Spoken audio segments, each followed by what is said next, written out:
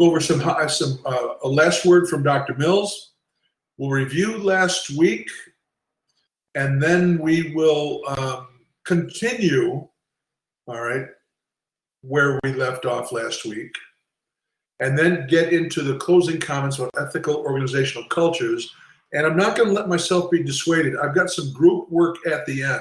I've got 2 case studies. I'll assign one to one group and one to the other, and we'll talk about them. One was surprisingly topical. It was an issue of protests, and it was from a year ago. But you'll see in a moment how applicable it is till today, and we will get into that later. And then we'll set the agenda for June 18th. And let me say it now. Notice my first thing in the chat box. Next week, I want to finish at 7 o'clock, if you don't mind. Anyone object? I didn't think so. I got an email today from 2 members of the class of 1970, buds from my high school, and they put together a Zoom conference. So with your permission, I'm going to end us at 7 o'clock so that I can participate in at least 1 hour of that conversation. All right, and I'll time it so that we make good on that. All right. 1970. This is 50 years. 50 year. I can't say celebration, but 50 years as a graduate of St. Francis High School. So I did communicate with Dr. Mills to make sure that we knew what he meant. And regarding your questions, what if I'm in 650 now, I complete the consultant report, I know that he's awarding 30 hours towards the internship. What if I don't take the internship until next semester or the semester after? Well, the 30 hours are held in a let's say a fund for you. Those 30 hours will apply when you do the internship. All right? Okay. Now, an employment opportunity. Frida and Kenya, you'll remember this. Remember you met Brina Moritz Booth? And I think she might even have mentioned this. Brina is now looking for a junior senior high school principal. And this will come as no surprise. Kobe can certainly identify with it. It's so difficult once you get into the little rural communities to get even a pool of candidates. You're lucky if you get 5 breathing individuals, and you're lucky if one of them knows how to put their tie on straight. It's difficult. Kobe, I'm not exaggerating, right? So Brina right now, a very young superintendent, is looking for someone to be in their junior senior high school principal. 360 some kids, I believe, 7 through 12. Certainly no assistant principal. I saw the job description. It didn't have other things there like special ed or XYZ, but you can expect that you would wear quite a few hats. I don't know the salary, but she's trying to find qualified individuals who might be interested and ready to go. Did someone speak up there? By the way, who else is out there on telephone? I know Aaron is, but I see 2 people are on the telephone. Is that you, Deborah? It's the other one's me. It works better for my audio. Who are you? Patricia Babcock. Patricia Babcock. Okay, sorry, Patricia. No problem. If I haven't told you already, I'm a little hard. No, not a little. I'm hard of hearing. This is the good one over here. And sometimes I get things, sometimes I don't. Okay. So if you're interested, if you want the job description, email. I'll send it to you if you want to just look a little bit. But otherwise, if you're interested, I'm going to guess the salary. I'm going to take a guess. 85, 90 for a little district like that. Maybe for first-year principal. Here's the good news. The pool, like I said earlier, is not going to be very deep. So you would have a good opportunity if you were interested. Maybe it would crack 100.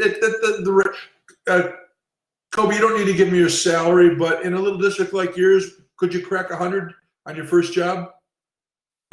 In my situation, no. Okay, and you're very similar. So if Kobe couldn't do it, I doubt they could do it in Pine Valley either. Although Kobe's salary is available on See-Through New York if you're interested. Well, I'll tell everybody. It doesn't much matter. Tell them, give them some motivation.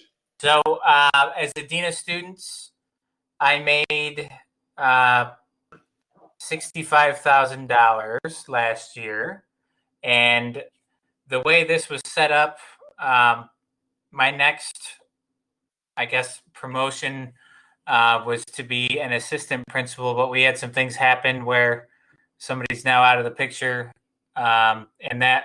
But if I was to be an AP, I was going to go to 75, and I'm currently negotiating what my salary will be come July 1. So, but I would, I'll buy everybody drinks if it's $100,000. It's not going to be that. I can tell you that. No. So the number I gave is probably close. All It right? sounds great though, Chuck. Yeah. 12-month position. Yeah. Yeah. 12-month position. You only get 1 year on your TRS credit, just like teachers were 10 months. We've always complained about that. Let me vouch for Brino. She would be a really wonderful person to work with. All right. Really good spirit, very intelligent, very hardworking. Just learning the ropes, but you could grow together. Okay. I did my duty. Let us review from June 4th. Yeah, can you go right ahead? Go ahead and share. That's perfectly all right. We talked about the school reopening challenge. I tried to draw it into 650, talk about the NELP standards to which it applies. We saw that, in fact, it did. We looked at what at the time was the governor's most recent pronouncement. All right. We looked at CDC guidance. I posed a couple of vexing random questions to you to consider. Try to give you an outlook, if you haven't already, about the way you need to kind of predict the future. You have to forecast what's going to happen by bringing in as much information as possible. All right. So we talked about those random questions. You did a good job with those. Then we got into the lesson that night, which was basic definitions around the NELP standard. All right. We'll look at the standard in a moment, but you remember it talked about ethics and norms, and that you should know how to communicate and collaborate around. And then there were these issues in parentheses, and I took those into parentheses and wanted to make sure that we had a common definition. We talked about equity. If you recall, Kenya's mom added a really interesting twist to the meeting, in that she spoke to us about her own personal experience in the past, all right, around the issue of redlining, which is just, do you remember de facto, when you read de facto, in fact, well, only one of you brought it up, this Monday night class, Tuesday, de facto segregation? Well, redlining is an example of de facto segregation that you would have read about in the Stanford article that I sent to you, all right? Where things become institutionalized, and it just as a matter of course they're in there. But anyways, we talked about equity. We talked at length about the 14th Amendment, the Equal Protection Clause. I failed to mention the Fifth. Remember the Fifth Amendment as well, which was also a basic due process amendment, and that's where you get the Miranda. I'm sorry, not Miranda, but you get the option to plead the Fifth and to not provide testimony against yourself in a court. That was one of the original 10, and then the 14th was put in place later to provide us all with equal protection. We looked at a nice graphic that pointed out the difference between equality and equity, because they are different. I certainly won't single anyone out, but by reading your reflections, there is a challenge in some of your minds between equality and equity. Some feel equality is adequate, and that equity is not something that we ought to be involved in. I'm not going to criticize. I have my own opinions on it, but I will say that I think schooling is all about equality and equity. It's not just one.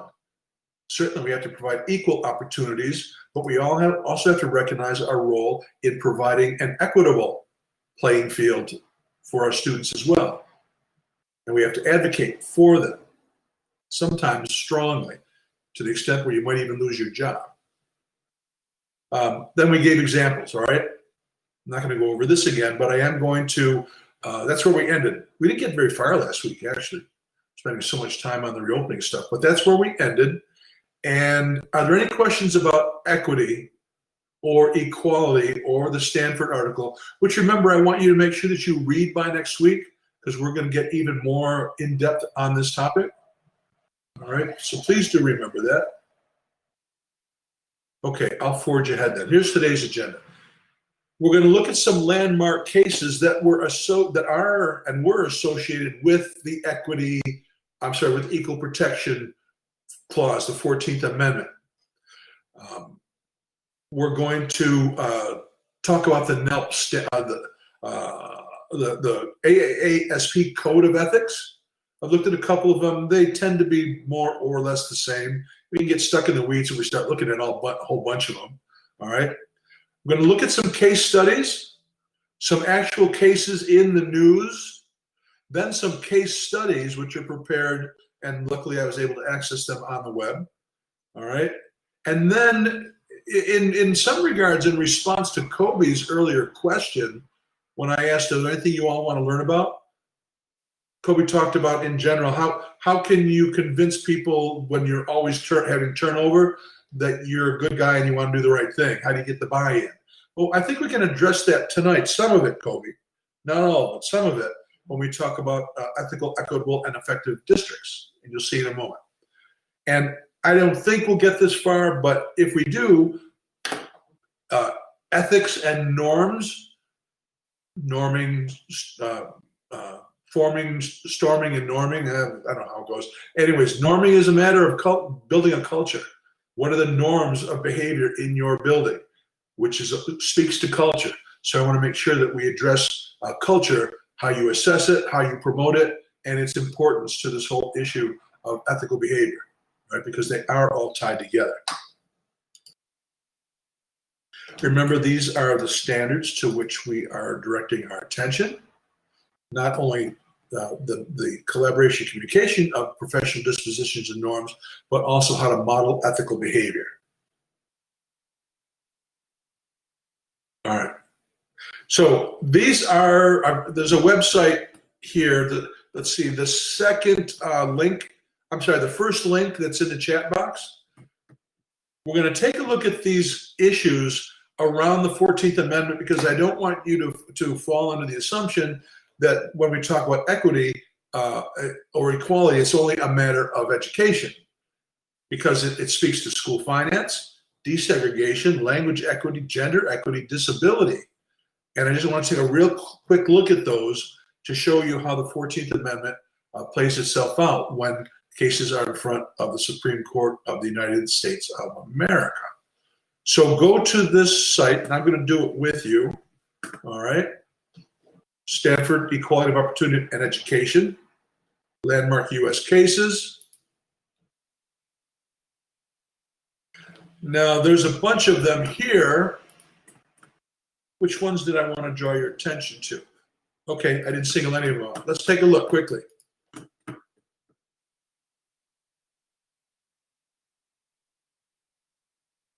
Oh, I did have some I wanted. I'm sorry. I need to go back to the previous slide. I want you to look at Levittown versus B. Nyquist. Anyone familiar with Levittown? On the island, right? Long Island? Yes, ma'am. I think that's where the movie theater I go to is. Could be. Levittown, my understanding, built after the Second World War, a very cookie cutter type housing, meant to house military families and those returning from the war. They had a school financing case there. And at the time, Nyquist, if I'm not mistaken, Nyquist was the commissioner of education at the time. Going to the case, Levittown, the New York school finance system also relied on local property tax, and several districts with low funding challenged the system.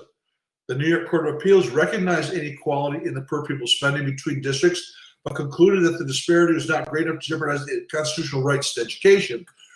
So Levittown was one of the first ones that was adjudicated that spoke about the inequities in school funding in New York State. Let me ask you this question, my friends. What are the two primary sources of public school funding in New York State? Two primary sources.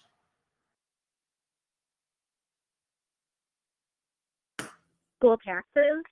School taxes, which are based upon what? Real estate. Yes, real estate, more properly referred to as property tax. Okay, same thing, but in the vernacular, property tax. Private and private homeowners, as well as businesses, right? So property taxes, very good. And the other obvious source of funding in New York State? Aid. State aid, exactly. I asked the question because if you think about property taxes, you can see the dilemma there. Not all areas, not all municipalities, not all neighborhoods are rich, right? And if you're basing a tax rate per thousand, the thousands or millions of dollars that you have in your assessed values in your school districts will determine how much you can generate, especially now with a property tax cap in place. So what's at the root, coming to you in a second, Kenny, what's at the base or the root of the funding dilemma in New York State is the fact that we rely so heavily on property taxes, right, Carrie? And the fact that property taxes are so divergent across the state, from poor to middle to rich districts. And so the state's problem has always been how to provide for an equitable distribution of aid so those from poor districts don't suffer the consequences of not being able to generate enough local revenue from their property tax. So Levittown was one of the first cases in that place. Later on, and I'm building up here, later on, next class and the one after it, I'm going to get into how New York State, I'm going to get into the mechanics of this, all right? I'm talking to you so far about the theory, the background, et cetera. But we're going to be talking about the mechanics of New York State aid, the factors that it looks at, the aid formulas, in order to generate an equitable distribution of state aid. Okay, and with that, Kenya, please. Maybe I should hold off till next week, but I was gonna just share that another interesting piece of just what I've been looking at and reading.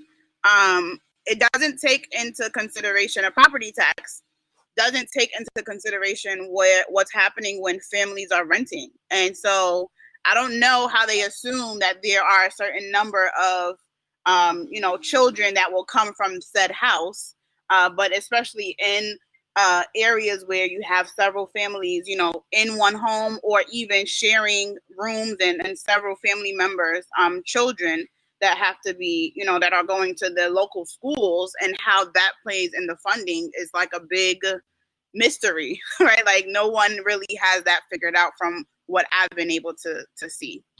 Well, unless you're keen on something that I'm unaware of, there's not a one-to-one relationship between property and how many people live in it. No, absolutely. Absolutely. I'm referring to property value and the renting out of that property, right? And so just the disparity, especially, down here in this area, like in the, southern New York, rent prices are crazy.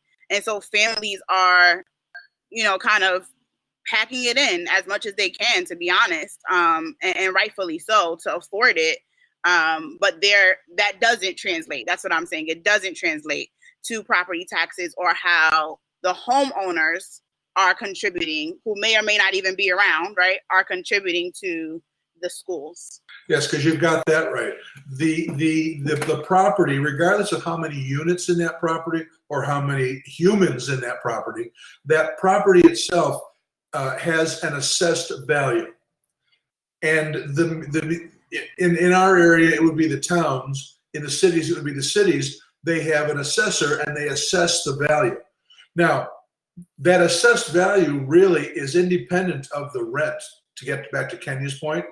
Independent. There's no one-to-one.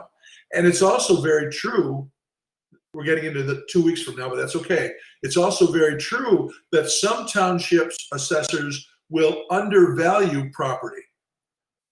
Now, New York State has to fix that.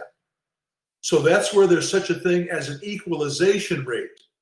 So if a local township undervalues its property, and right across the street there's another very similar house, and it's assessed at true market value, well, you can't have one at 150 and the very same house across the street at 60. So New York State equalizes that with what are called equalization rates. It's complicated, but it does all come back to this issue about the funding of public schools based upon property wealth. All right, the property wealth of a district. Okay, and just to give you a heads up, I'm going to have to be very careful, because if we get into state aid, you can really get into the weeds real easily. So I've got to remember my audience. All right, and keep it understandable and give you the basics, which are enough to choke a horse anyways, but I'll do my best, okay? But I am setting up here the CFE case, the Campaign for Fiscal Equity, is where I'm going in 2 weeks, all right? All right. Now let's look at, well, Brown v. Board of Education. You tell me, what was Brown versus Board of Education all about? We've talked about it. Don't be afraid to take a look at the. This was they were denying a student to go to an all-white elementary school, I think. That's the basics of it. Let me back up. Well, what did the Brown versus Board of Education decision accomplish? Basic case. You cannot leave your graduate program without knowing this. All right? Desegregation. What's that? Kenya? Desegregation of schools, so that schools could not stop the admission of children based on their race. Exactly. Does anyone recall the Supreme Court case that Brown struck down? Was it Plessy versus Ferguson? It was very good, Ashley. And Ashley, can you remember the catchphrase from Plessy v. Ferguson, 1896? Was it separate but equal? Yeah. Oh, that wasn't Ashley. Who was that? It's Aaron. Aaron, very good, Aaron. Separate but equal. So, as Aaron is correctly noting, after the Civil War, after the slaves were freed, in many places across the country, separate schools were set up for black children and for white children.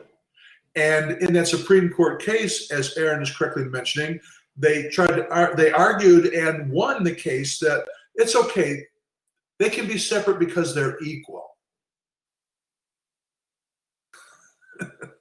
Almost laughable today, right?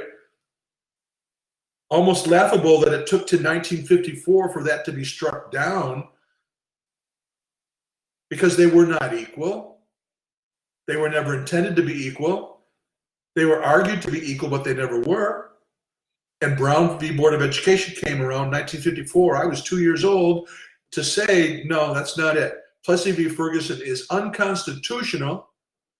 It was a wrong-headed decision by the Supreme Court. And it set up the progress in this country for equal educational opportunities and, as Kenya said, the desegregation of our schools across the country.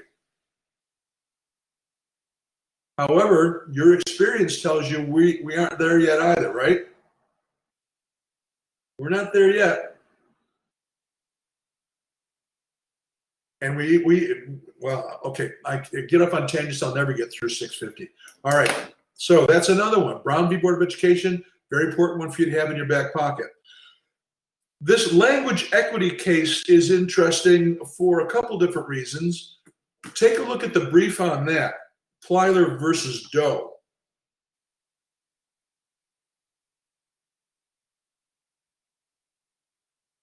To withhold school funds for undocumented children.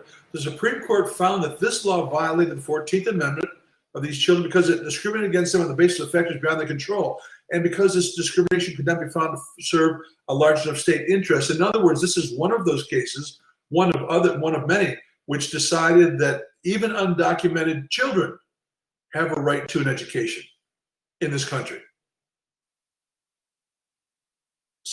Some of our fellow citizens don't like to admit that fact, but it's true. All right. So those of you in diverse school districts where you have, for instance, Spanish-speaking students, and remember that lady, Frida in Kenya, remember that lady who was texting in Texas, texting the President Trump, complaining that non-Spanish speaking undocumented or non-English speaking undocumented immigrants were in her school and she wanted them out and she got fired? That's what that was all based upon. Undocumented children, children of undocumented adults, parents, have the right to attend public schools, and you have an affirmative responsibility to locate them. What does that mean? I chose specific terms there. You have an affirmative responsibility to locate and find them. What do I mean when I say that? It's a form of child find, your responsibility by law. What does that mean? What are your child finds responsibilities? You special letters out there. But please, Frida, help us out. Basically checking in, so if you see a child working in the field, we're obligated to make sure that that child is enrolled in some type of education. We have to be cognizant of anybody moving into the district, out of the district, where they may have children that need to be educated that aren't. You got it. In simplest terms, Ken, you had it right as well. Child find laws, they loosened up in the last decade, but child find laws, as I recall, the genesis was to make sure that we found all of the special needs children and provided them with an education. And then, of course, it extended to all children so that 6-year-olds were not being kept at home. They're supposed to be in school. Of course, we know that parents can keep their children at home, right?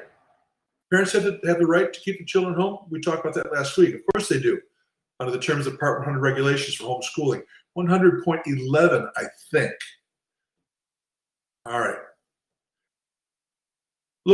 Take a look at the gender equity, Forest versus Pierce City. Remember, we're talking about the 14th Amendment. Female middle school student was unable to try out for a school's football team. Tryouts are restricted to boys. She claimed this violated 14th Amendment, equal protection. Court ruled in her favor. This was a district court. That there was no justifiable reason for preventing girls from trying out. How many of you have females on your wrestling team? Don't you love those girls? I love wrestlers to begin with. And a wrestling female on the boys' team, I shouldn't say the boys' team, wrestling female on the school's team, tough as nails. Kudos to those young ladies. And to those young men who put down their guard and decided, that's okay. If you're a wrestler, you're a wrestler. All right? Forest versus Pierce City. And what federal law also reinforced this gender equity? We talked about it last week. That's a review for you. What federal law?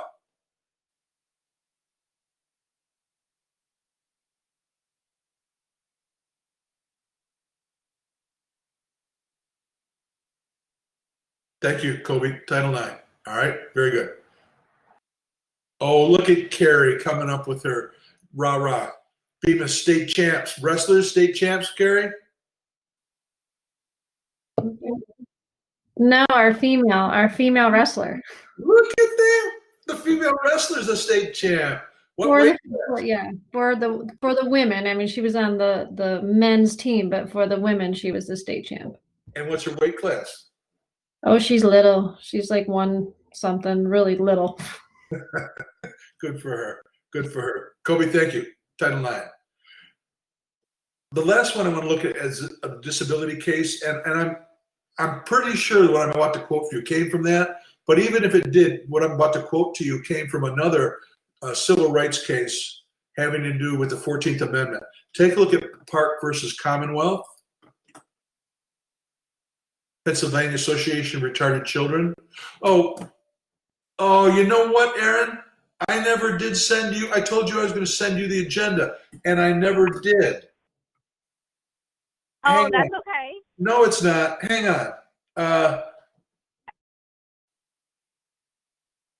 Let me get it. Let me get it for her. Oh, darn it.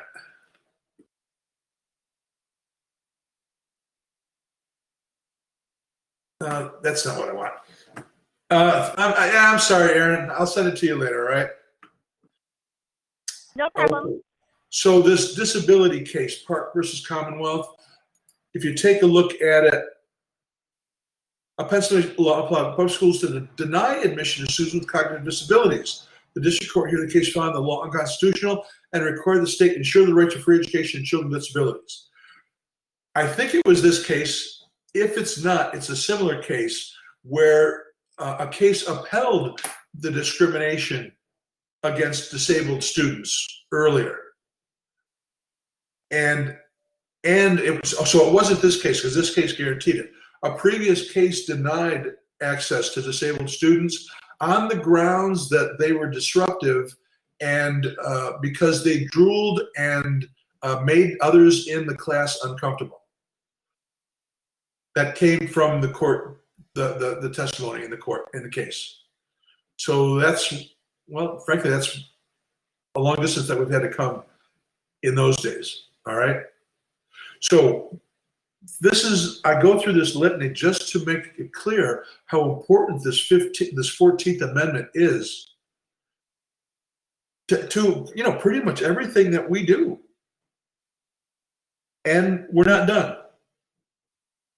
These days, the 14th Amendment continues to be fought on by citizens and people of color, but there are other groups. What other groups in our country are being discriminated right now when you think about it in the news?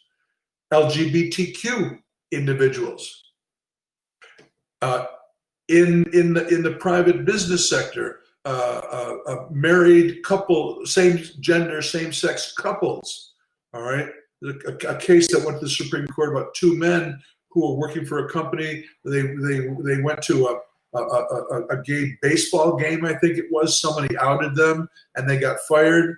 And people were arguing that one of the federal laws against here, this is what it was: the federal laws against sex discrimination.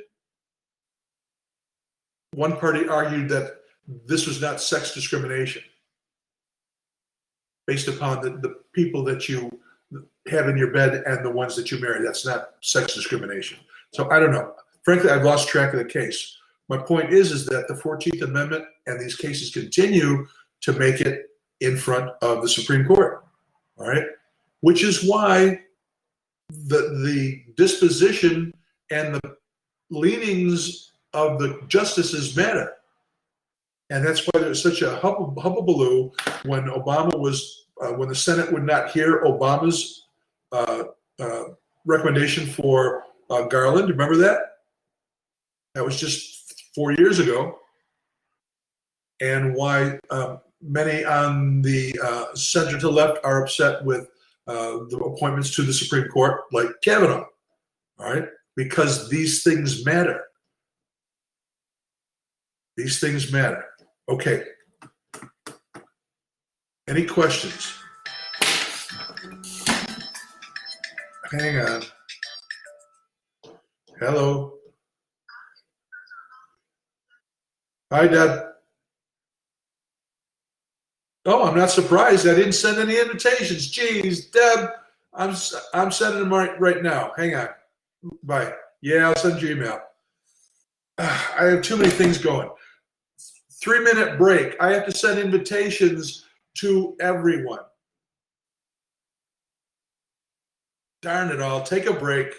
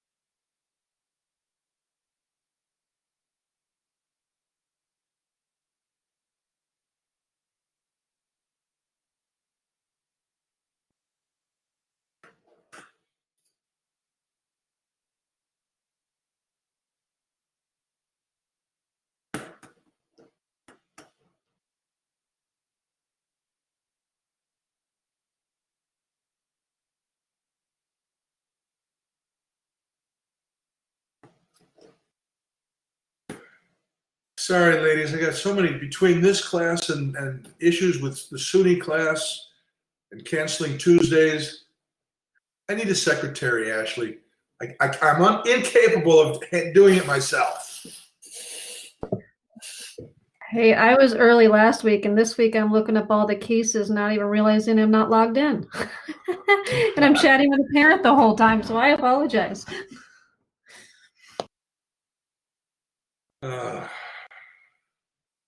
I feel like since we've been home since March, my ability to multitask is it's dwindling. It's been a very tough world in special education this week with them saying that you can have face-to-face contact. So it's been a long couple of days. Yeah, you look at Carrie, you look like you're a bit pooped out. Yeah, I'm tired. It's a lot of unknowns, and our BOCES wants to do face-to-face, and we're one of the only ones around us, and it's just they have to get it approved first, and the parents want to know. So one of the questions that we'll put to you: what happens if one opens, the other one doesn't? Exactly. Well, that's my thing right now. I have 4 spots that they'll take, and 4 spots they said are full. So now I have an unequal balance of kids who can go. So now I'm dealing with that. So it's been a long couple of days. So I'm tired, but it's all right. You know, Ashley, back to your point, I think maybe the fact that our interactions are so flat. You know how the brain will remember things if there's music or a smell or a touch or a taste. Those are all triggers to remember things. But we're dealing with everything in a flat, 2-dimensional environment inside these little boxes. We don't have all the external cues. It just occurred to me to keep you remembering everything you're supposed to be doing. Maybe that's got something to do with it.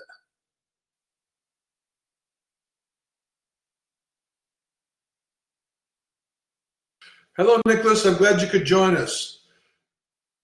Yeah, I'm not sure. I know since this has happened, my to-do list is. Hi, thank you. I used to just know what I had to do and do it. And now I have to keep everything on a list, or I don't get to it. Right. Absolutely. Pardon me, Nick. What was that? Oh, good. You can hear me. Yes, I can. Yes, I can. Okay, very good. Thank Deborah Radford, because I forgot to send you the invitations, Nick. Oh, well, thanks. She should be here shortly. Very good. We're waiting for the Thursday night class to come in. I won't do introductions. I hope you all excuse me, but I got so much to get through here. But this is our friend Nick Rockwell from Tuesday. Debbie's here. Hello. Debbie's here from Debbie. Thank you for watching my back, my friend. No problem. All right. You actually came in just at a good time. All right, because we're just about where we wanted to be. So we just went over those landmark cases. There's Deb. Welcome to the Thursday night class, Deborah. We just got through the landmark cases, related education, but not entirely about education, just to give you a feel for how important that is.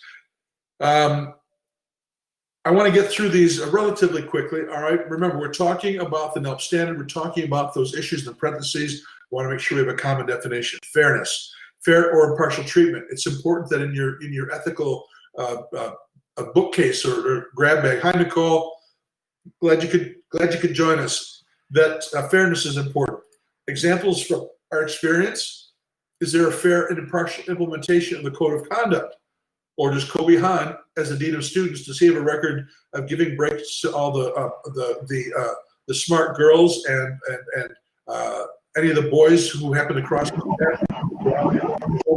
He gives them a hard time. So is it equitable and fair administration of the code of conduct? How about those free and reduced lunch price kids when they go through the lunch line? All right, are they given the snake eye, stink eye by the cafeteria workers for being on free and reduced lunch price or not? You have to be aware of that, all right? Hi, Betsy, good to see you. How about this issue for superintendents? Hi, Megan. Are all members of the bargaining unit treated fairly? This is a real issue for you as a superintendent when you're negotiating contracts. You may find, as I did, that, for instance, in the support staff bargaining unit, the people who are holding officer positions, they tend to negotiate the good things for themselves. So the bus drivers got all the good things in the contract. And the clerical staff, they didn't. It was patently unfair. So you might find yourself actually negotiating on behalf of labor, just to be able to push for some fairness. All right. How about integrity? Extremely important. Remember, these are all skills or attitudes and norms I told you that if you don't have them now at this stage of your careers, I'd be worried about you. These are all things you should have learned from your mom and dad or your kindergarten teacher. It's all about being a good person, but your integrity is something that's real important. All right. Examples. Do you adhere to an explicit code of ethics with integrity in a fair and firm fashion? How about this? When you're meeting out, if you're having to discipline someone, how about your superintendent hearing for students? Do you find yourself being especially hard on the children of color? And you're nice to the white kids whose parents are on the school board or maybe are teachers? How about your discipline with your employees? Are you lenient with the teachers and you're tough on the support staff because they're not quite as well educated? All right, they don't have as much money per se, whatever the reason. But do you have integrity and fairness and fairness when you're allocating resources? You distribute resources fairly, and when responding to public criticism is also another one too. To make sure that you're not heavy-handed when you're debating. Transparency, popular word these days. All right, bandied about a lot at the federal level these days. Certainly at the state level, a lot of people complain about Governor Cuomo as being not as transparent as he should be, especially when it comes to budget time. All right. Republicans in the legislature are starting to get a little fed up with Governor Cuomo right now because of lack of transparency, they believe. Hi, Victoria. Good to see you. All right. So that matters. A quality or state of being transparent. See-through. Do you share with stakeholders the criteria and process for making decisions? Certainly not all decisions, but some decisions qualify. If you have to reorganize and close a school, are you sharing with your stakeholders the reasons, the criteria? Are you being transparent about why one school will be closed and another one kept open? Hi, Ellison. Glad you could join us. How about your fiscal problems? I've told the story about when I got to go on to the terrible fiscal problems that they were in and how we really had to lay it all out on the table and be extremely transparent about all the dirty laundry in order to rebuild trust in the district. And sometimes you can be somewhat transparent even when it comes to confidential reports for maybe you have child abuse in educational setting. Maybe a teacher abused one of your children. Maybe you had staff resignations and dismissals. You've got to be real careful because people are protected, but you do have the opportunity to be somewhat transparent and satisfied. If you're honest, people will understand. There's always someone who will bitch and moan if they don't get every detail, especially on social media these days. But sometimes the worst thing you can say to the media and the parents is no comment. All right? Give people something. All right? Otherwise, you look like you're hiding the truth. You're not being transparent. Kobe? So how would you walk that fine line if it came down to child abuse and dismissal of an employee? Well, oftentimes, Kobe, you can simply restate what is known and get away with it. In other words, the reason someone's calling you, you've got a microphone in front of your face, because they know someone's been arrested. Mm-hmm. So you might say something like this, Kobe. Yes, we're aware of the fact that one of our employees has been arrested. All right. You've been able to see quite a bit of it so far on the news.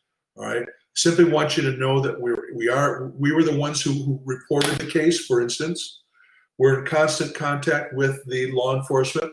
We're opening our doors to all investigations. And as soon as we're able to share any more information, we will do that. It's something other than no comment. Because people, Kobe, you can never lead or legislate to the unreasonable amongst us. You've got to reach the reasonable in your clientele, in your stakeholders. So always remember that you're trying to talk to them, because the outliers they'll always complain. There's not a lot you can do about that. However, I actually had a case like this, Kobe, where quickly I knew from a previous school district where I worked that we had a shady character who resigned. Silent resignation should not have happened. Should have been Part 83. Silent resignation. Went to another district, got a job, and lo and behold, my first superintendency, I was appointed to that position, and he comes turning around the corner, and there he is. Well, my antenna went up, and as soon as I heard something, I started to investigate and called the attorney, and the attorney guided me through the whole thing. I won't give you everything on this, all right? So eventually, yes, we caught him. We took away his certification, et cetera, et cetera. It's a wild story. I can't tell you, especially because we're recording. My point, though, Kobe, is even then, when I was designated to be the spokesperson, the media went to a board member's house, and the board members started to talk. And that wasn't good. So that's a matter of training, if I may use that term. You need to know how to train your Board of Education to work as a team. Because in that case, a very good, an expert board member started to say things that should not have been said. And you have to control the message. Carrie, I think I saw a hand up. Kobe, does that help? Carrie. What Michelle Spaziano told us, I can't remember what it is, but she gave us some kind of phrase that you always should have a statement ready for things that may occur. I don't know what it's. Do you know what it would be? Well, you should have. It does tend to be routine. What I just said in answer to Kobe's question would be a standard response. Okay, she called it something. I just can't remember because she said it had all these. I don't know. It was a letter. It was 4 letters, and it said something. I'll find it and send it into the group. But it was really good that you should always have it prepared. Okay. Yeah, and by the way, you got Google at your fingertips. If you were to Google handling the media, communicating to the media in crisis, public education, you'll come up with things that'll give you good advice. Trust is so important, all right? You know what it is. I'm going to go rather quickly on trust, all right? Take a look at the definition, but not the definition examples. Do you trust your peers and subordinates to do the right thing? I knew Debbie Radford would watch my back today, and she'd make sure that that someone out there would make sure that I sent out the invitations. You need to know that your people, you can trust your folks, all right? And importantly, that they can trust you, all right? Do you have each other's back? Sometimes you got to take it on the chin in a board meeting, for instance, to protect your subordinates. Now, you can rip them a new one later in private if they do something stupid. But a person with a good ethical background and who's looking towards the long-term effect is not going to bury one of their subordinates, like a building principal or a teacher, at a board meeting. You're going to take it. That's my responsibility. I should have done that. I should have handled that. Now later, I might call Jerry Lee in the office and say, why didn't you check that reference? That was your job. Don't ever do that to me again. But in front of your superiors, you need to know how to accept responsibility. Kobe, that would be a good example of what I'm talking about to your question. How do you prove to people that you've got the right stuff when there's been so many changes? Here's a good one right here. If the case arose where you had to take one for the team, Kobe, that'll go a long way. All right? We sometimes refer to that about, which sword you will fall on. Some swords are better than others to fall on in these circumstances. When you think about, yeah, I'm going to take one for the team on this time. Other times you say, no. I told Nicole, in your mind, I told Nicole 3 times to do that. I'm not taking it this time. So maybe that case you would let Nicole hang out to dry, Kobe, because you told her 3 times and she continues to do the wrong thing. This may be the wrong metaphor, but I'm prone to saying the wrong thing sometimes. I found that very much superintendents were like moms and dads in the way that they were handling their peers, their colleagues, and their staff. In the sense that you have standards for the household, there are times when you will give your staff a lot of rope so that they hang themselves. There are times when you'll keep them on a short leash, and you just need to know how to handle people, much in a maternal and a paternal way, a mom or a dad would their staff. Now, I know that sounds chauvinistic, but when you're in those positions, you find that you have to be the adult in the room all the time. And that your quote-unquote children are doing all kinds of crazy stuff. And you just have to have that. You have to have these ethics in place so that you know what the right thing to do is. How about sharing things? Well, if you say you're going to complete a task, can you be trusted to keep your word? That's a big one. Don't worry, I'll call the parent. I'll take care of it. And then you don't call. That's bad. How about disciplining an employee? You know you got to do it, but oh, geez, I like her. I play poker with her husband on Tuesday nights. You got to do it. You got to think long term. How about maintaining a confidence or something you hear in executive session? Can you keep your lips sealed? Or are you out there, oh, I'll just tell this person. Who knows what pillow talk is, by the way, referencing this last sentence? Pillow talk, common term.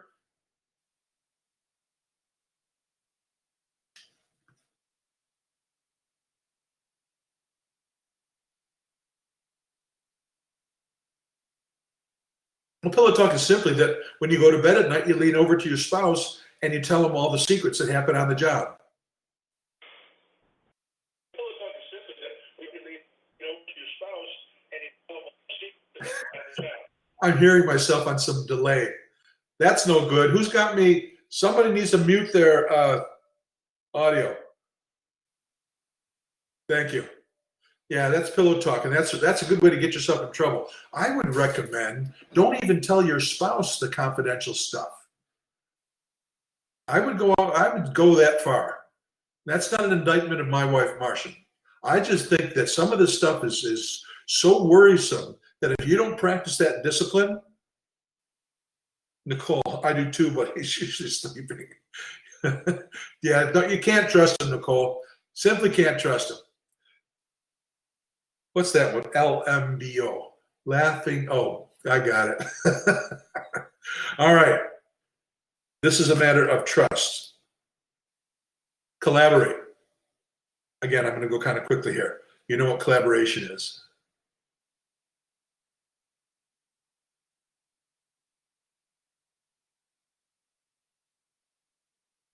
Perseverance. This happens all the time in the breach. People don't know how to persevere. In other words, you start something and then you drop it. And when you're in an administrative role, it's real easy for this to happen.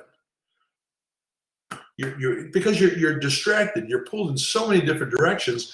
It takes a real difficult, yeah, Kobe, that's true. List, things to do list. It takes a real concerted effort to stick with something.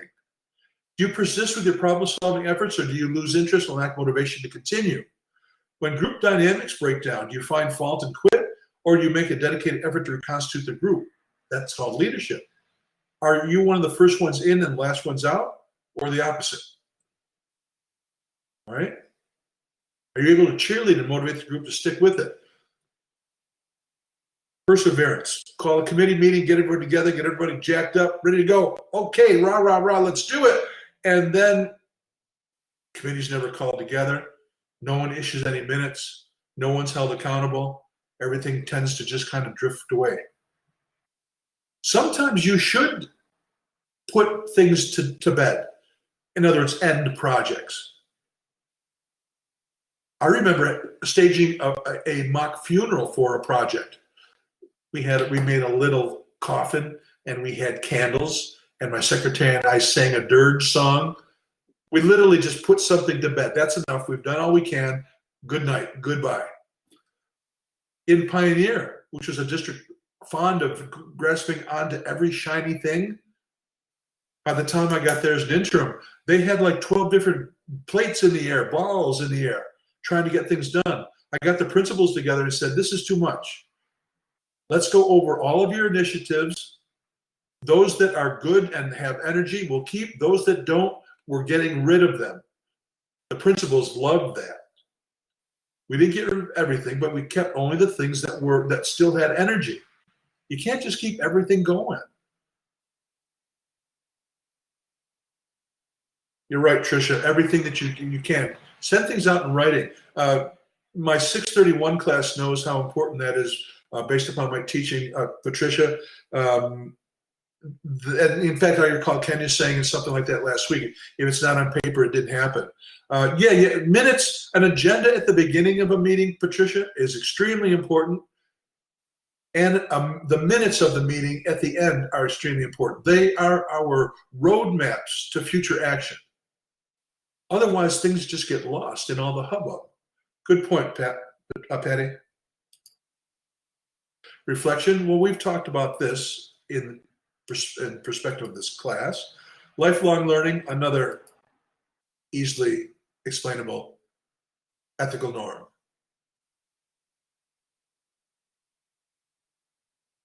This, by the way, is why I really enjoy teaching all of you, because I've learned so much. Because isn't that a truism? We learn so much when we teach something. And I have learned so much by being engaged in this teaching and learning process with all of you. You never stop learning in these positions. Digital citizenship, well, we've talked about that too. It's one of the more modern ethical norms that we need to talk about. But just the way you would be ethical in your social conversation with individuals using typical media, the same applies to your digital use of social media, etc. All right. Here's a technical question for you. Do you know what is the Freedom of Information Act, FOIA, or Freedom of Information Law? What does that law say? What are the terms of the FOIA, Freedom of Information Law?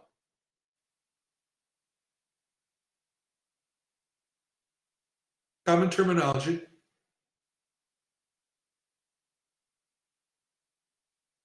No? I'm not sure, but Try is it. it the sorry? Try it, Nick. Go ahead. Is it that like internet providers can't like make the broadband faster for certain companies, like big companies. No. Hang on. Netflix might. No, that's not it. That's okay. I applaud the freedom of information means that public information is just that, public.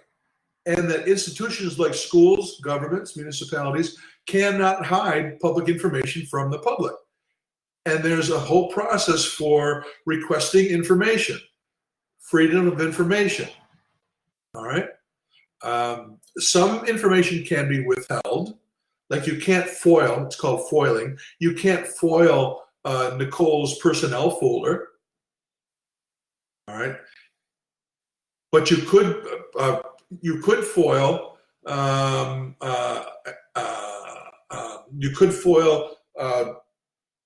budget documents. You could foil memos. You could foil other items. That's where I'm going, Carrie. Let me ask that question. This is where I'm going.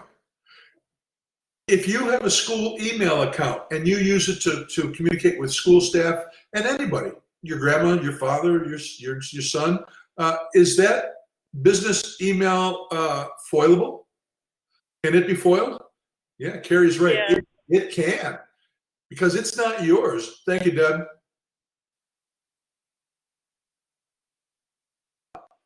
So that can happen, and you need to be aware of that. Consider it like it's can a principal go into a school locker, or must he have reasonable suspicion?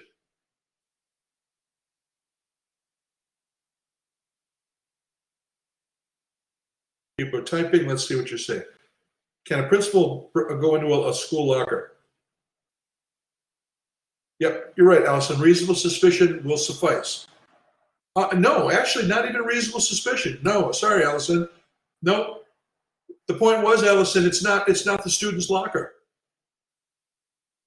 It's the property of the school, so that there is no expectation of privacy. I kind of led you astray, Allison, because I said reasonable suspicion. But no, Kobe's the dean. He can go in anytime he wants. It's the school's property. The same for your email account. It's not your email account. It's the school's property. If you have a school telephone, can they foil what's on that telephone?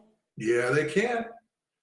So you damn well better be aware of what it means to be a good digital citizen and recognize where your privacy begins and ends, especially in the modern technological world where everything seems to be open to the public.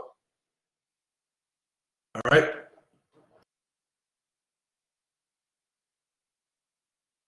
All right. You Tuesday night class. Now we are where you were, and I'm sorry that I had to get a little bit earlier, but that's okay. A little review doesn't hurt.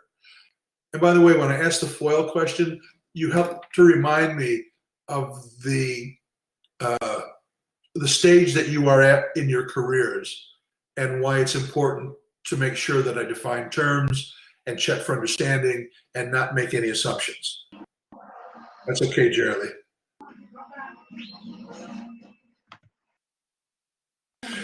Kenya, another good point. They can foil your Zoom meetings if they're paying for your account.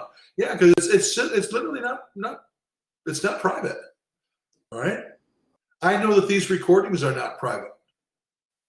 I have to bite my tongue more often, Kenya, but I know that they're not private. All right. Hey, Chuck. Yeah, Kobe. I always like to ask this question because I like to hear people's answers, but the locker is school-owned property, but what about an individual's backpack inside that locker? Can you search that? That's where Allison's point comes in. Yep. Okay. You will have to have reasonable suspicion to to search their person or their property. Yep. All right. It can get complicated if you've got an SRO in the building, by the way. Don't forget, Kobe, because the SRO is a police officer. Here's a test for you. Allison, maybe you're versed in this. If school people are subject to reasonable suspicion before they search a backpack, what's the standard for law enforcement?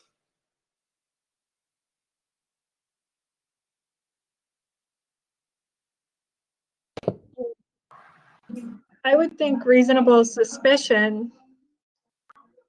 The reasonable Um, suspicion applies to school people. What's the standard for law enforcement? Probable cause. Yeah, you got it. It's a higher standard. It's a higher standard, Allison. Yeah, okay, so I was thinking about our SROs, like they don't search the bag at school until, like, we have the metal detectors, the wand, so once the wand goes off, then they search the bag. I wish I was an ACLU lawyer, because there's court cases that say that that's not enough. Because you can't wave the wand over everyone and say that that constitutes reasonable suspicion. You can't wave the wand over everyone and say that's probable cause. They do random, like one day they'll pick every 5 kids, one day they do every 7. Good luck. I hope your attorney weighed in on that. Stick with that. What's the problem with that? Reasonable suspicion is you just have to have a reasonable suspicion that Jerry Lee's got ciggies on her.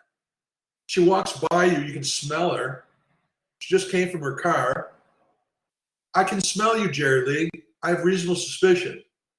I introduced the SRO to you because just because an SRO happens to be in the school, that does not mean that they have the same standard as a school person.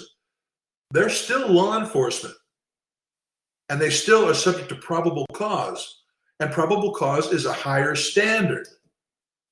Now, what would you say would be the difficulty? I'm sorry, Allison, we're going to critique your district here. Do you see any problems constitutionally with just waving a wand over students and then searching them?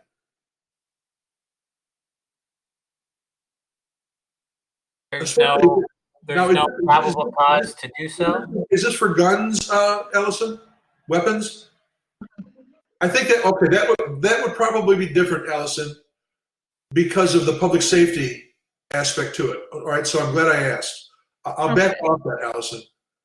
Okay. Yeah, because when you get to public safety, the standard becomes lower in order to protect that. What I was referencing, Allison, were cases having to do with drug dogs.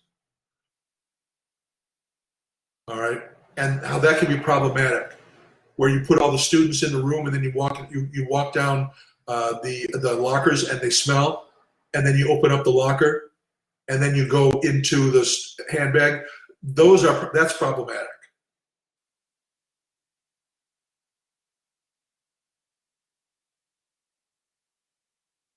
But it doesn't stop you from opening the locker, because remember, the locker is open. You know what this brings up? It brings up the reason why you engage these things. Make sure you call your attorney. Make sure you know what you're stepping into. Don't be a cowboy or a cowgirl thinking you got it down, because these court cases are changing circumstances all the time. Let's go over the code of ethics, all right? And I want you to think of this code. Think of your own examples, all right? I don't think we'll have time to share, but I might ask you questions. It's for the children. It is a cliche. This makes the education and well-being of students the fundamental value of our decision-making. It's true that you should always strive for this, but it's also true that sometimes it's not possible to make the decisions in the best interest of the child. Small school district. You have budget difficulties. You have 2 kids who want to take French 4. And you would have to, everybody's assigned their maximum courses. You'd have to pay extra to provide that course. What's in the best interest of that 1 or 2 students? Well, to give them that course, right? Is that in the best interest of fairness to other students or the whole district? Ethical questions come down. So your ethics are always in place. Fulfills professional duties, honesty, and integrity. Supports the principle of due process. See why we've been spending so much time with the 14th Amendment? Implements local, state, and national laws. You got to know what they are before you implement them. Advises school board, implements the board policies. The job, you'll find, if you go to board agendas, you'll find that it says that upon the recommendation of the superintendent. That's by design. That's by education law. It's the superintendent who recommends. Absent a recommendation from the superintendent, the board cannot carry out its business. The board cannot hire someone even with a majority vote. They cannot do that. They have to have a recommendation from the superintendent. It's a check and a balance, all right? So you have to know what to recommend to the board. You recommend the budget to the board. You recommend a collective bargaining agreement to the board. You recommending a hire or a termination or a tenure appointment, all right? You recommend to the board. They act on your recommendation. Pursue appropriate measures to correct those laws, policies, and regulations that are not consistent. That's advocacy. We're going to talk about advocacy in this course. Avoids using his or her personal gain through political, social, or religious influences. Yeah, that's hard. Anywhere from loaning out the cafeteria tables to your friends for their graduation parties, simply because you can. All right, to giving jobs to relations. It happens. We're going to look at a case like this. Accepts academic degrees of professionals who are only from accredited institutions like Niagara University. Maintains standards, seeks to improve the effectiveness of the profession through research and continuing PD. Honors all contracts until fulfillment. Accepts responsibility and accountability for one's own actions and behaviors. And commits to serving others above self. Hard to do in practice. By the way, when you are appointed in New York, you're supposed to take an oath of office. And it speaks to a number of these ethical concerns we just looked at here. Sometimes the best way to teach about ethics is to talk about when it doesn't take place, when it breaks down. All right? We're going to look at some breakdowns, then we're going to look at the end of an amazing case. All right? Well, I'll tell you about when we get to it. I call this a rogues gallery. That's all right, Kobe. This is a rogues gallery of crimes: conflict of interest, revenge, infidelities, public corruption and theft, cheating and test scores, felony theft, falsification of records. Oh boy, I'm in good company. I don't mean with all of you. I mean with some of these characters. Here's a case. Legal battles continue for school superintendent in Hempstead, Long Island. As you consider this case, confident who is in the wrong, the superintendent or the BOE. I got a link to it. Oh, geez. You know what? While you go watch this, you folks. Go watch this, and those other guests like Aaron. I'm going to email you the agenda so you can find this link. But the rest of you go to it and watch this while I take care of Aaron. Okay?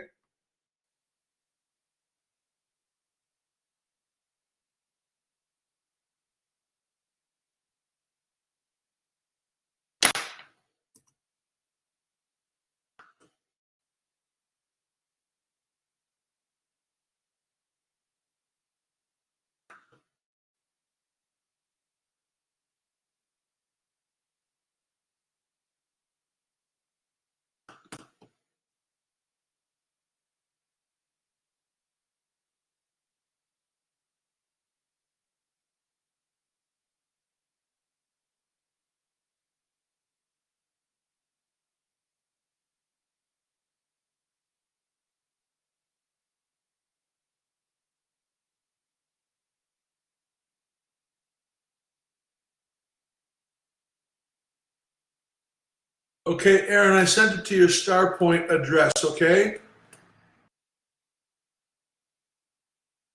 Okay, thank you. You bet. And to the rest of you, this is the third link in the chat box.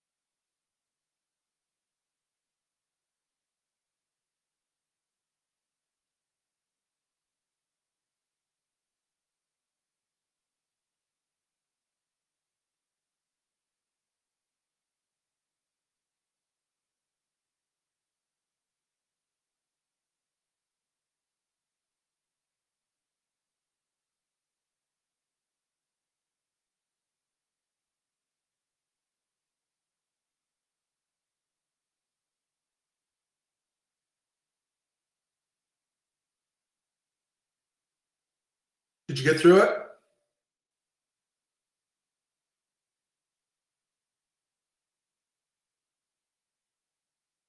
Kenya, is this case at all familiar to you? This case is extremely familiar to me for several reasons. Are you comfortable sharing? Yeah, absolutely. So I've shared with the class, and those of you who know me know that I'm looking to open up a charter, and I'm actually looking to do that specifically in Hempstead. So this is a part of the research that I'm responsible for knowing and understanding, because I would be going to the Hempstead School District ultimately to be able to get approval for the school. And so this superintendent, he blew the whistle on the continual practices of Hempstead School District in mismanagement of funds, upwards, definitely in the millions, somewhere near 10 million, and happens yearly, where specific staff members, and so there's a few ways that happens. So specific staff members in specific schools create corporations, and Hempstead School District contracts with those folks. Another way is by hiring the direct hire of family members in conflicts of interest with board members of Hempstead specifically. Ironically, the whole building that they were using as a part of this superintendent's case caught fire. Somebody set it on fire right before they once they got the warrant, and right before they went to go do the investigation, it was set on fire. His work, he had in his contract as he was hired as a superintendent, that he would step away from his particular program. He has something called like New American Schools and something of that sort. He has several successful schools around the city.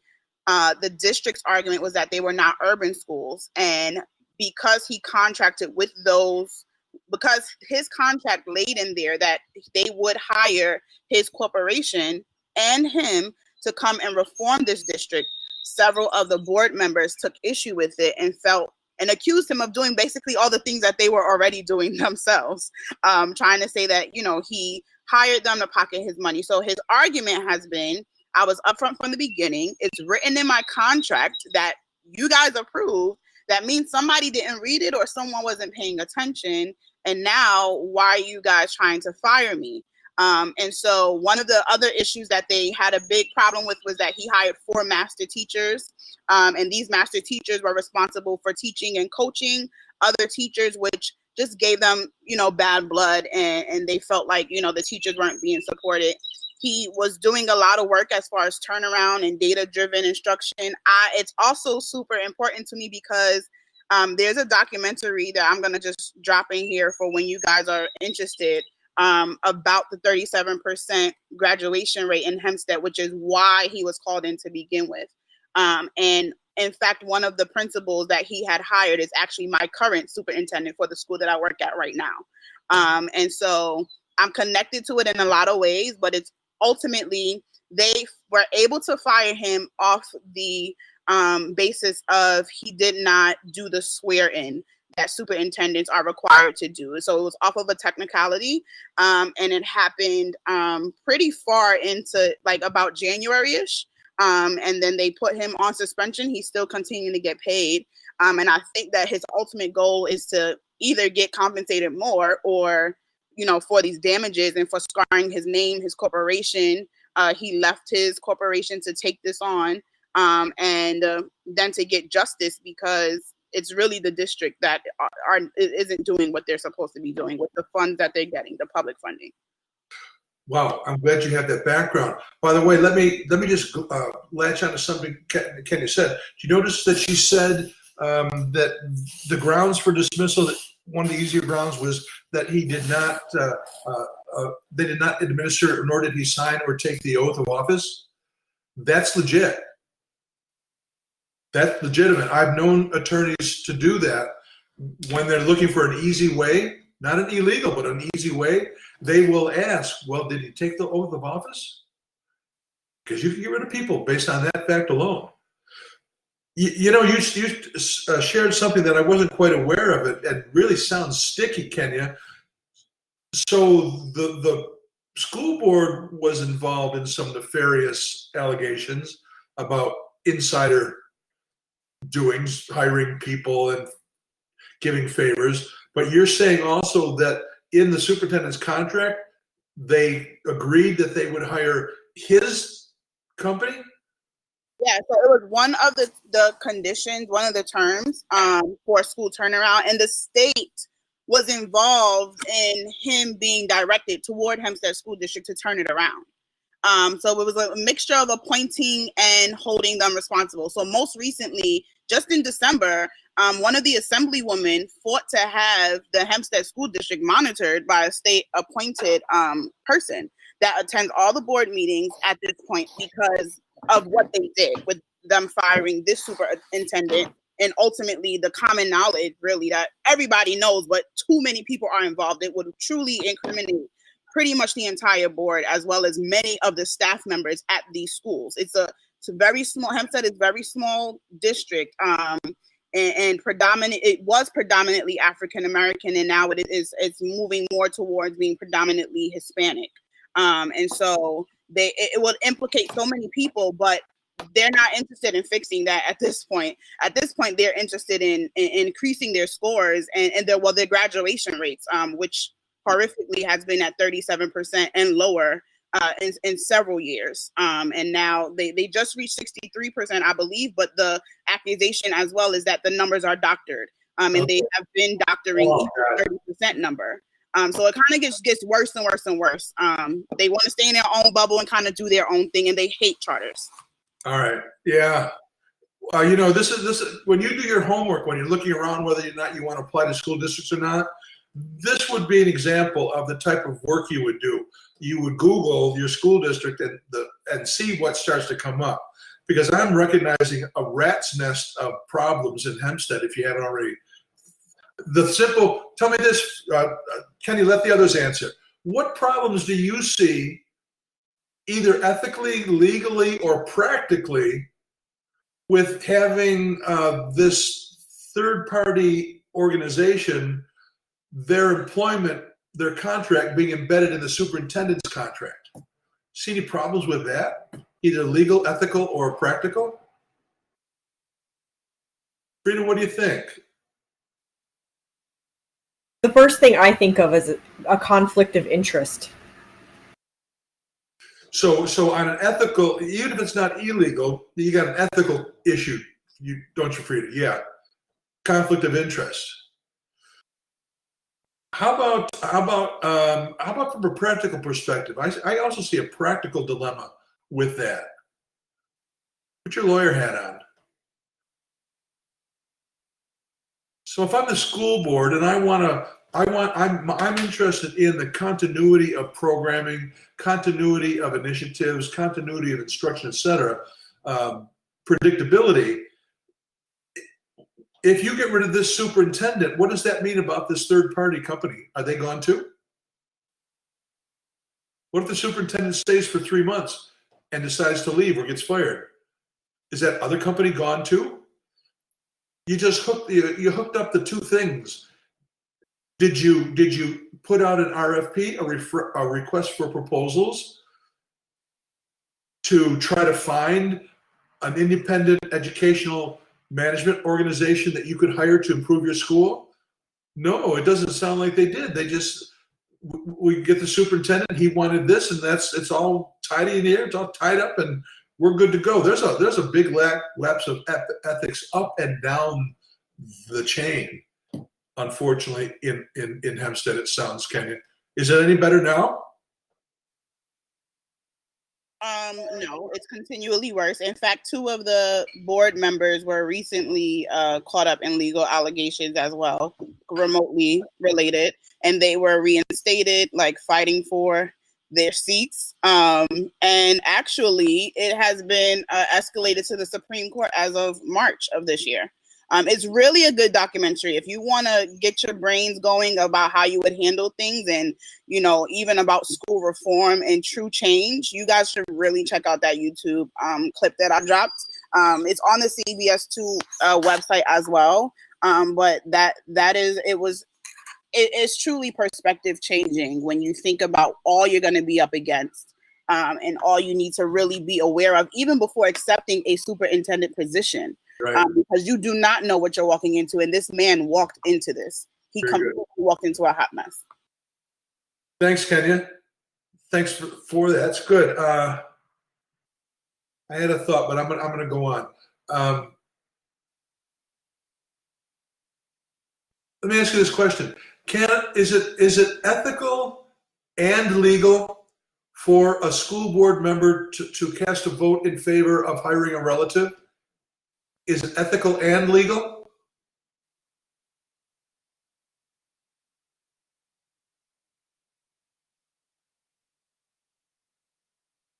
Jerry Lee says we have them abstain. Jerry Lee, can I assume that that's embedded in policy?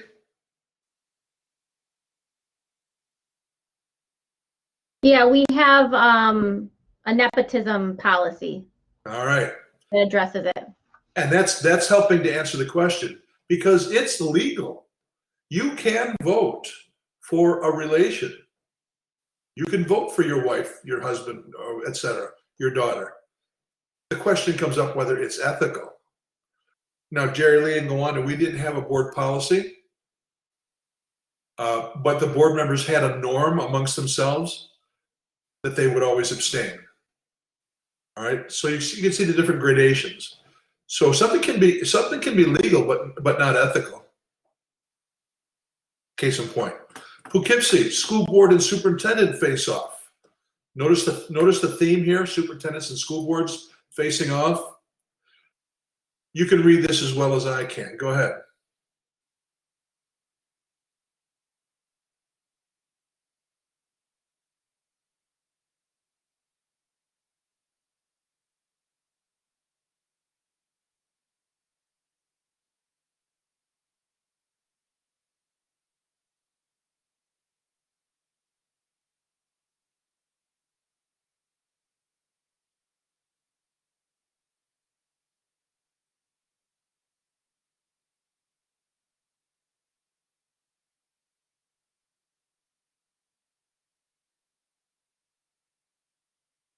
Who's acting unethically here?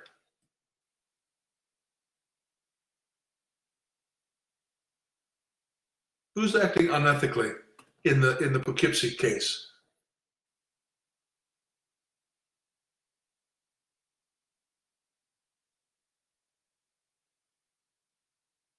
Carrie says board. Why, Carrie?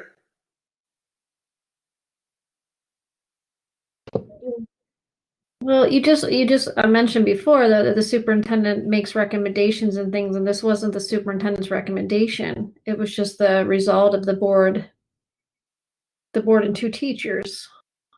So Exactly. And Kenya picked up from listening to Carl Christoph's presentation. He makes this a point as well. This is very common, what you're reading here. And it's the cause of superintendents leaving. It's the cause of big fights when the board and the superintendent don't have clear lines of demarcation and understanding between what your job is and what my job is. Here you have board members interfering in the role of the superintendent.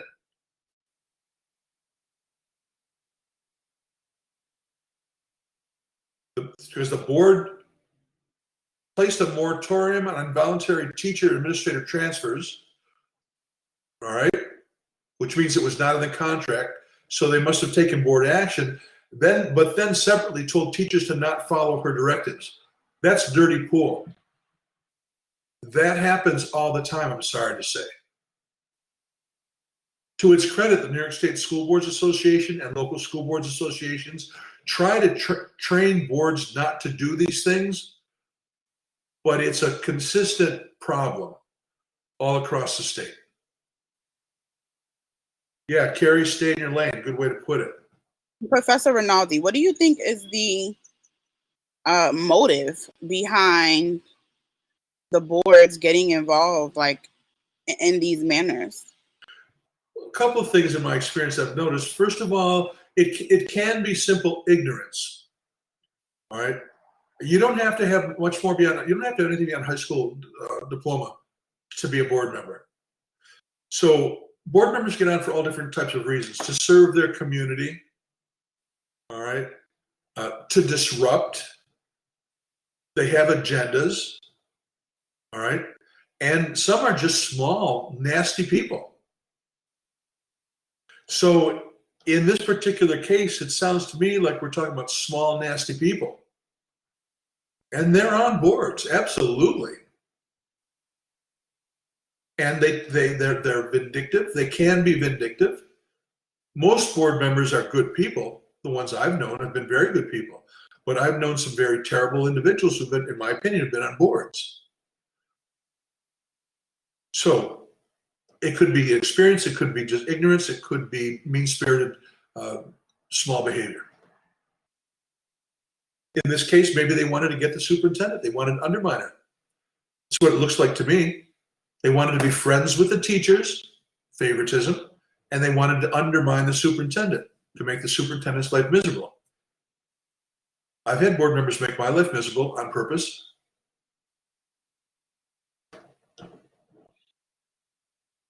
Another one. I brought this one to your attention because I know this individual.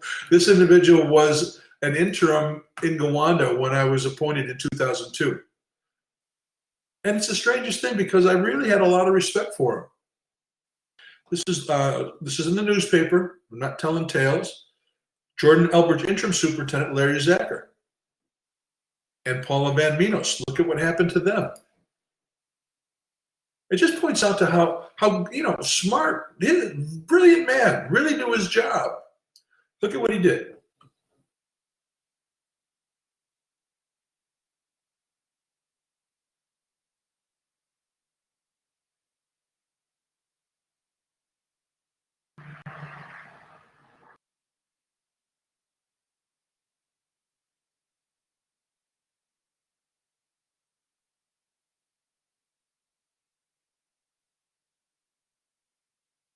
Got through that. This is why.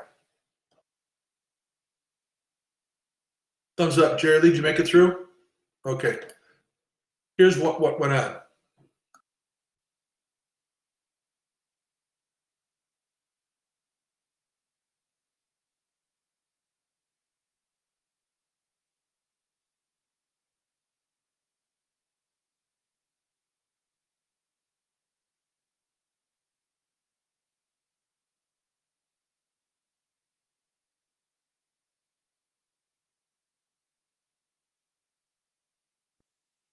From what you have in front of you, does it sound like Van Minos was provided due process? What do you think? Let me say that differently. What do you think her status was? Probationary or tenured? Yeah, I saw Kenya's lips moving. Probationary. Yeah, you're right, Kenya. You could tell that simply by the fact that they gave her 60 days of paid suspension. I don't expect you to know this, but if you're a probationary employee in public schools, presuming you're certificated, all right? I'm talking about someone who's probation as a certificated employee, not civil service. But you can be told to leave and just given 60 days notice. So that's what they did. She was most likely probationary. Here's your 60 days paid suspension, and you're terminated at the end of the 60-day period. That's how that would work. If any of you are familiar with the Hamburg Central School fiasco before Mike Cornell got there,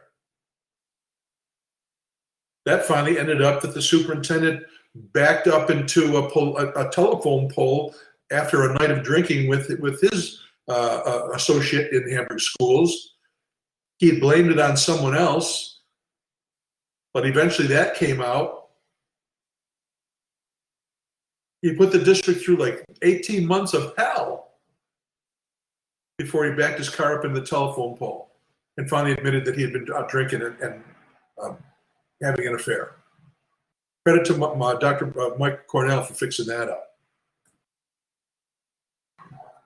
Another instance where people their ethics don't kick in. Isn't it amazing what the stupid things people will do? Never ceases to amaze. You've read about these at 649, where the pressure is so great. And you seem to imply that in Hempstead, but the pressure is so great to have a high ranking for your school district that we literally encourage cheating.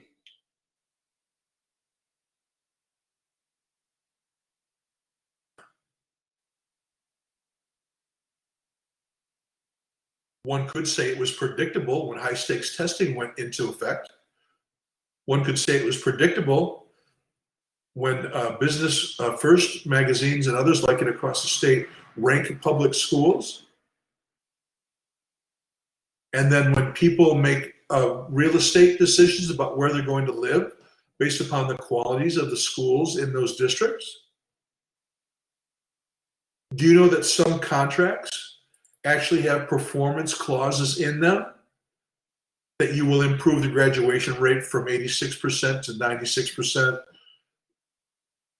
50% of your children will score on level 4 on the New York City ELA test.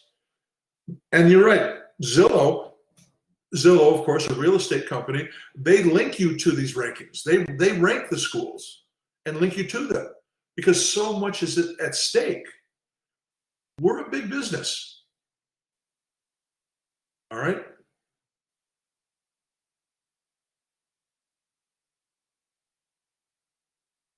Coatesville school administrator is charged. He even looks like he's a nasty man.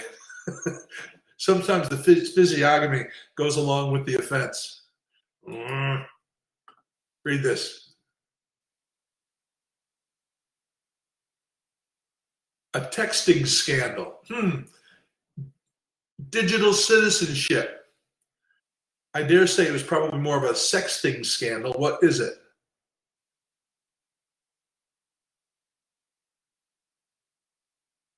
Yeah, racially and sexually offensive text messages in 2013.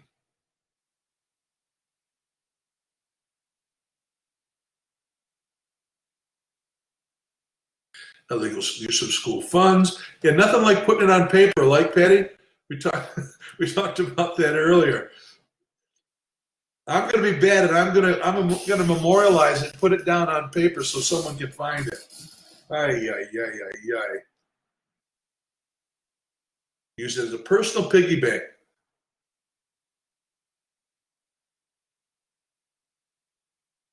Skimmed money, went to the casino, expensive clothes or Range Rover.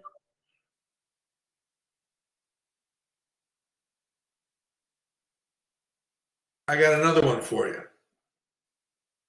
Accused of going to the casino during work. You get it. I'm going to go to one of my favorites. I want you to go here. This is the Roslyn case. Here I am advocating the movie. Go to the Roslyn case. Look at this. Look at this trailer.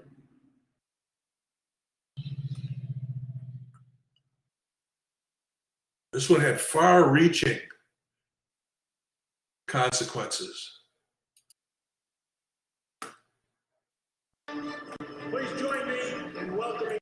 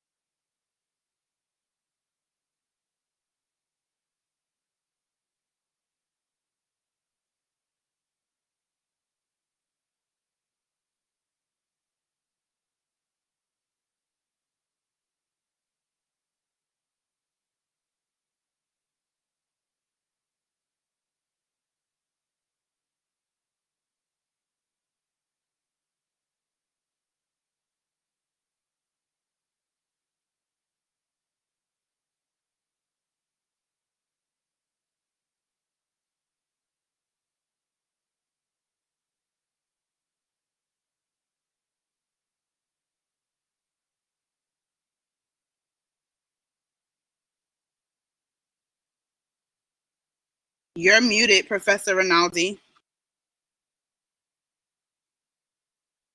Thank you, Kenya. Yeah, the question was, did you know about the Roslyn case prior to today? Well, it was famous back then when it happened. We're still living the consequences of it today. The characters stole close to $11 million from the Roslyn Central School District. Debbie earlier asked, who's watching? Yeah, Deb, right? Who's paying attention, for God's sake? Who knows what internal controls are? For instance, what are internal controls in the business office? What does that mean?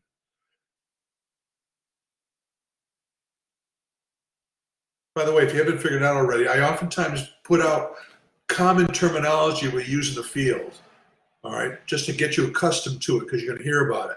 Yeah, you got it, Kenya. Checks and balances. Nicole, an auditor.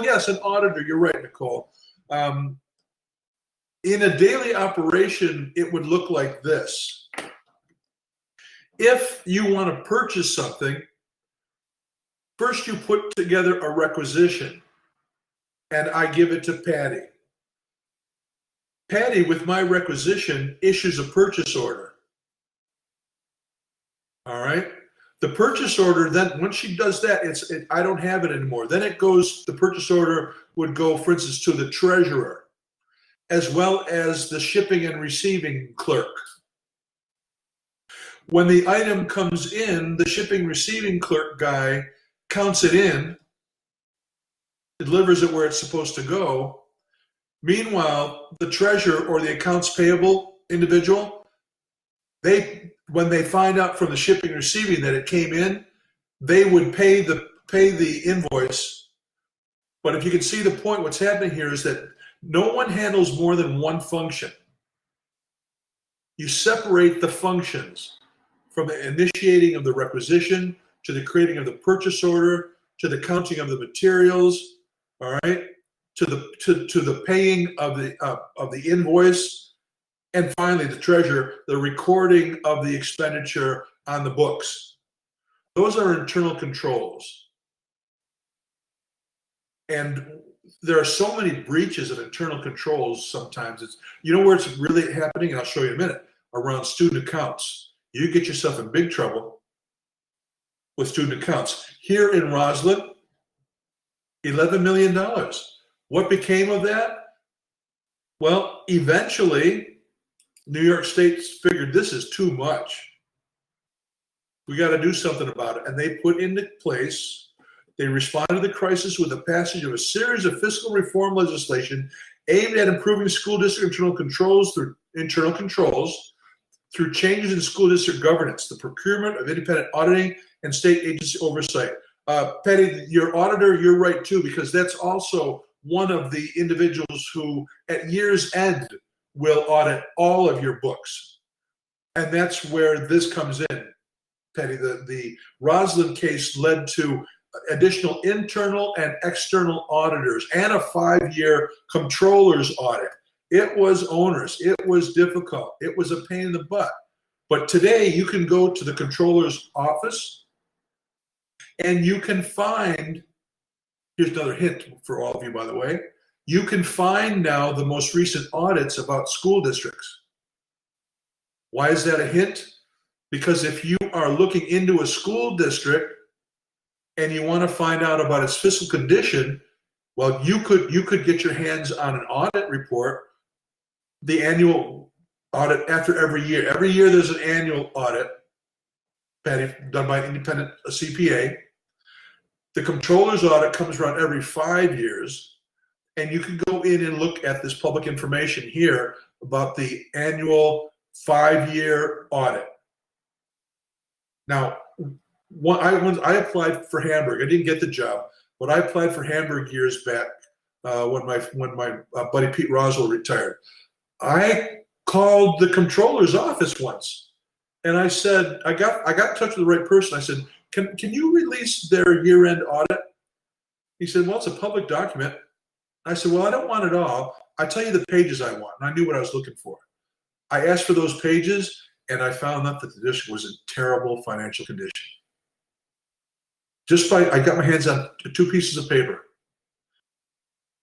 So if you do your homework and if you know what you're looking for, and as part of your research into the district, you can really start to uncover layers of information just by looking at public information.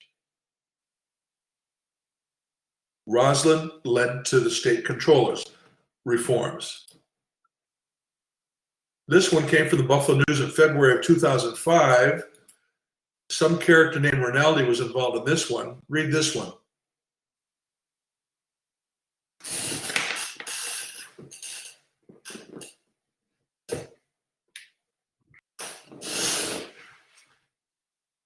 This character was a business teacher, loved by everyone, advisor for about 5 different school clubs or advisorships or coaching things. And of course, those kids all have fundraisers, right? Well, he had been on, I think he'd been like 9 years maybe doing this, and everything was fine. Then, however, we needed a high school secretary, and the high school secretary handles student accounts. So we hired a marvelous woman who had worked in a bank and had a CPA background. Debbie's already smiling. It didn't take this individual long to take a look at the books and noticed this is very irregular. She noticed you know what a Ponzi scheme is? You take money from one group to pay off money you've stolen from another, and you just keep the Ponzi scheme going in a big circle. That's right, Betsy. He had a big Ponzi scheme going to the tune of $116,000 worth of student money. She reported it to me. We immediately called the attorney, got in touch with our insurance agency, got in touch with an investigator, did the investigation first.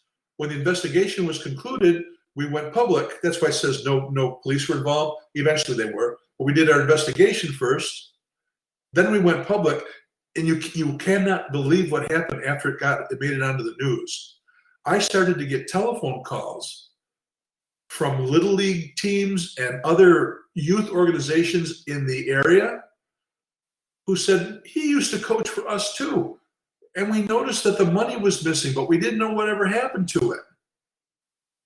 A very exposed area of concern in a building and a district is student accounts. You really, really, really have to look at student accounts very carefully. Things like putting a jar on the desk for people to drop money in, not good. Raffle tickets being sold 50-50s at football games and basketball games, not good. If you really want to do it right and not wind up in the newspaper like I did, you will look into how to have internal controls with your student accounts and live by it, because sooner or later, someone's going to take money from you.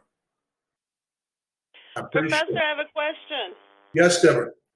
I remember this about 10 years ago, maybe it was 12, that in the NYC, in the DOE, they changed how you could collect money from students and how clubs could have it, and the reporting. And it almost became too onerous to even do fundraising or sell tickets, because you could not put money in an envelope in your desk or do anything like that. Do you think it was a result of some of these cases? Did the state require more stringent accounting of student funds?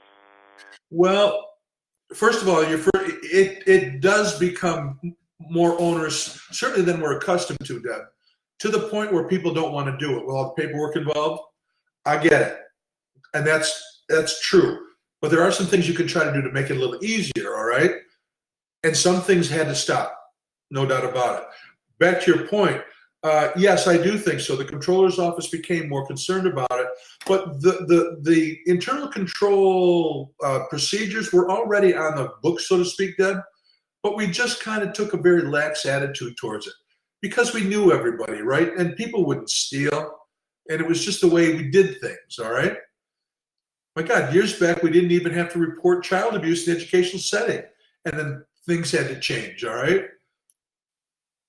So I hope that answers your question. Now, at 7:05, final outcome, after going into hiding and after working to get him apprehended by the law enforcement, he was eventually found guilty, spent time in prison, and had his teaching certificate revoked.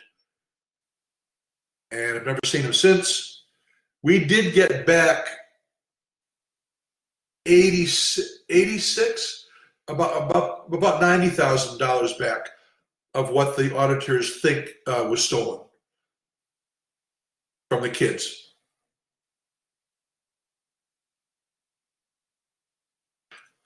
Let me tell you this one. This is an amazing one. This is more about bravery than it is ethics. I first heard about this when I was at a superintendent's conference in Saratoga, and they invited superintendents to come up and tell their stories. This guy stood up and told his story. And just like this says here, he's a small guy, very unassuming. He was in his office one day, and they had just put out something having to do with a flu, an announcement. And this man came barreling into the office, barricaded the superintendent's door, and held him at bay with a shotgun for hours. And eventually this guy was able to wrestle the gun away from him, and no one was hurt. But this was an amazing story. I mean, if you had to be there to hear it. So I think we could probably, well, let's read the next one.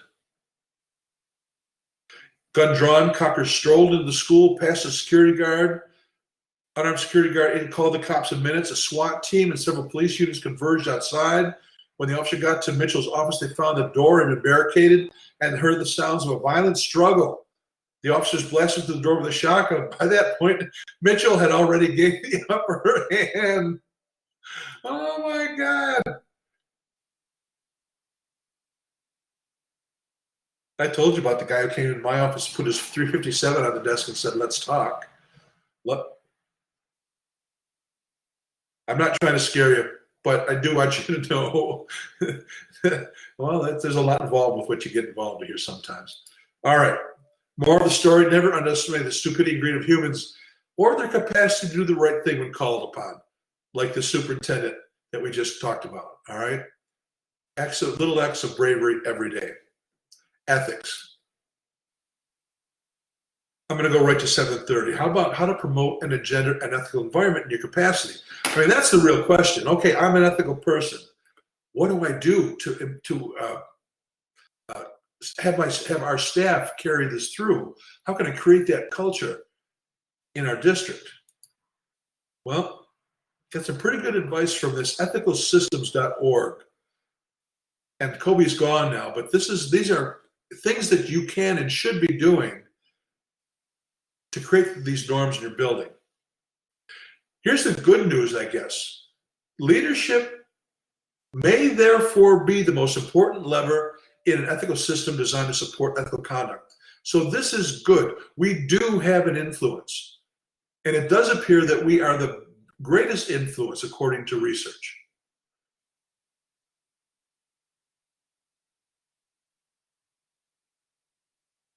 Make ethics a clear priority. And there's things you can do. You set your standards in your policies. Jerry Lee mentioned that. They set their standards. There's no law that says that you have to abstain when you're voting on relations. But Jerry Lee's organization, her school district, they put it in policy. So they set a standard. In the school district I worked in, the board modeled the appropriate behavior. They would abstain even though there was no policy. And you have to hold everyone accountable. This is the part of the job a lot of people don't like, but when someone does something wrong, you've got to come down on it. Progressive discipline is in order. It doesn't mean that you're not empathetic, but you have to pay attention to the total organization and the message you give out. You can't mete out punishments to satisfy the individual. What you do has to apply to everyone, and they need to know it. And I don't know what other people thought when I was a superintendent, but when someone did something bad, I came down hard on them. Because I wanted, because they were wrong, and because they were wrong, I had no sympathy for them. And I wanted to give a clear message. Don't screw around when you work for us.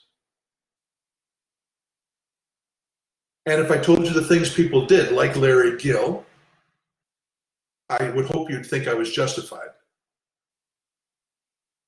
Bring in the right employees. This is extremely important. You've got to be able to recruit, check references, look at their Facebook pages, find out everything you can about people, but bring the right people in. And the companion to that, get the wrong people out. Carrie, we were talking earlier about phrases that we use sometimes in the field. You may have heard this one, when in doubt, get them out. The tenure laws and 30-20 are so difficult to get rid of tenured individuals that in the first 3 years, if you have doubts about someone, get them out. Put your compassion aside. My advice, get them out. Because rarely, if ever, will they change. It's a con. Or they're simply incompetent. They may be good people, but they're just not cut out to be in the field. Be kind to them and tell them that and send them on their way.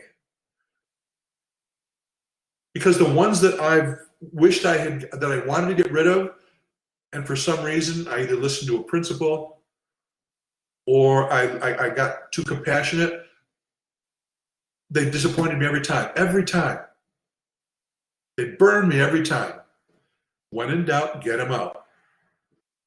Encourage, measure, and reward ethical leadership at multiple levels. You'll have instances where people do the right and or the wrong thing. When they do the right thing, applaud them. You got to be careful to recognize them, because some people don't want to be known as being that kind of an individual. They want to be kind of quiet about it. So judge the circumstances, but if you can, recognize when people do the right thing. In other words, you have to make this part of your agenda. This is what you do. It's not something that just happens. You have to be purposeful. What else can you do? Here's some ethical leaders. Do ethical leaders have special characteristics? Well, here's something that you can use to cultivate your characteristics around what research says matters. If you're conscientious, which means being thorough, careful, or vigilant. If you have a moral identity, which means the degree of importance of it for individuals to define themselves as good people with moral traits. Not just define themselves, I would say have others define you as having good moral traits. All right? And have a cognitive moral development, meaning how sophisticated one's thinking is about ethical issues. All right? We were talking earlier about the issue of equality and equity. Remember? And we were pointing that, is it equal? Are they the same things or are they not? It's a little bit more nuanced to move from equal treatment to equitable treatment. So around every one of the ethical issues we just went through, there are nuances, and you might say that there are gradations, all right? Perseverance. Well, yeah, I put my 8 hours in. I made sure I did everything I was supposed to in my 40-hour week. All right, that's legal. Is that perseverance, or is there a more nuanced approach to that? What if it took 50 hours to get it done the right way? Are you going to do that? What if it took 60 hours amongst all your other duties? Are you going to do that? How much will you persevere when push comes to shove? Reflection. Be honest with yourself. Does ethical leadership matter? Sorry, making it so small. Followers who rate their leaders as more ethical have more favorable job attitudes. So look at it like that. Research says that if you behave yourself, people are going to they're going to enjoy their jobs more. They're going to be more job satisfaction, more commitment. This has become followers are attracted to ethical role models who care about them, treat them fairly, and set high ethical standards. Well, the right people, ethical people will say that. 10% won't. All right? And that's their problem.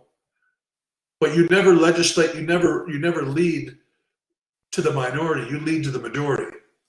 You marginalize the 10% and you maximize the 90%. Those are the people that you want to impress. Those are the people that you want to adopt your ethical leadership. Ethical leaders are role models, and followers learn how to behave by observing them. When ethical acts do occur in the social environment, employees who have an ethical leader are more likely to report the wrongdoing to management because ethical leaders create a psychologically safe environment. Doesn't that make sense? That makes perfect sense.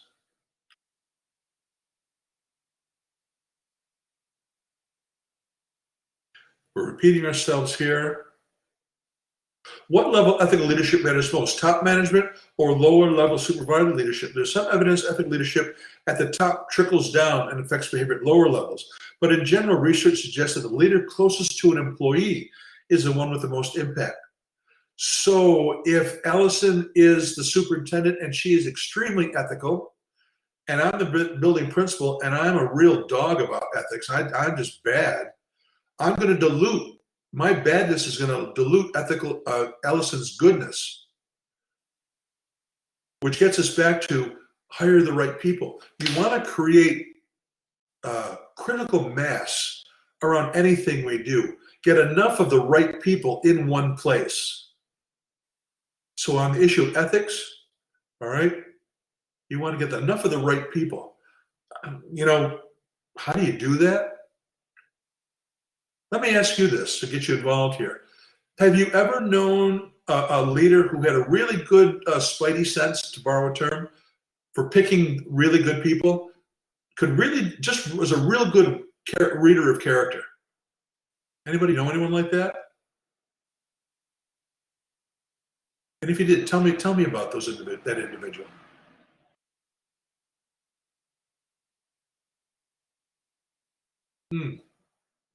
Might be telling that no one's. Ashley, can you help us out? I worked for a principal a couple of years ago who just had a really good sense of who was doing their job as they should be and who was kind of trying to stray away from things that they had to do, like plan books and certain things. But a lot of people didn't like her or fought against her in the union because she was tough, but she knew who was doing what they should be, and she had a strong sense of who was and who wasn't. So people didn't really like that. But if you were doing what you were supposed to do, you had a good experience with her, and she spoke very highly of you. And if you didn't, then, you know, it was a lot of bickering between her and the union. So what was the norm in the building, Ashley? Was it more towards ethical behavior or not?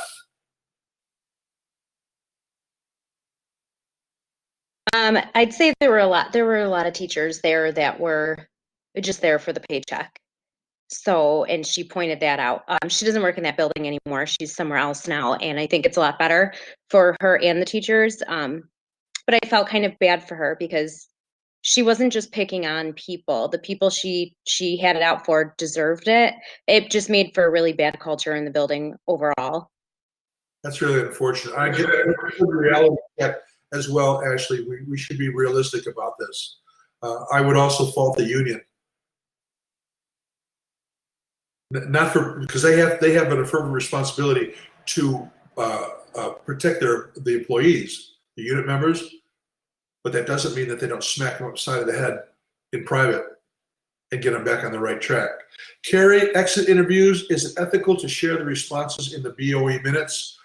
Exit interviews, you mean for candidates, Carrie? What do you mean exit interviews? No, when our teachers leave, they do exit interviews. It's just a write-up.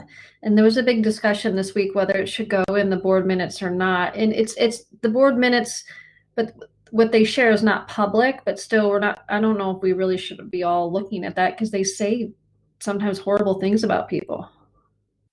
Well, frankly, that sounds more like executive session material. But there's like, so all of the administrators and directors get that agenda. So we get all the attachments.